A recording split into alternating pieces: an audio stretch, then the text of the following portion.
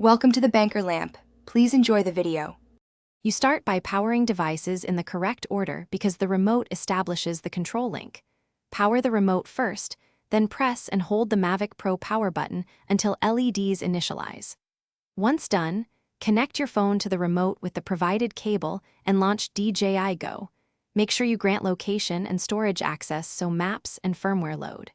You also want the latest firmware checked now, because mismatched versions block connection. This sets a stable foundation for the pairing step next. Now you establish the radio link between remote and aircraft. You should see a camera feed in DJI Go within seconds. If not, press the remote's power once, then press and hold the customizable pairing button as the app prompts to initiate binding. Make sure the Mavic's status LED is blinking green steady once paired, and confirm GPS lock by waiting until the satellite count reaches 6 or more, so return to home and positioning work reliably. When the feed and telemetry appear, proceed to pre-flight checks. Finish with calibration and system verification so your flight is safe. You will follow app prompts to calibrate compass and IMU.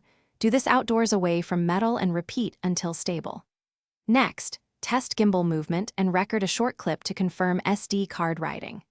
If something goes wrong, reboot remote and aircraft, try the companion cable or a different USB port, and repair using the remote's bind sequence.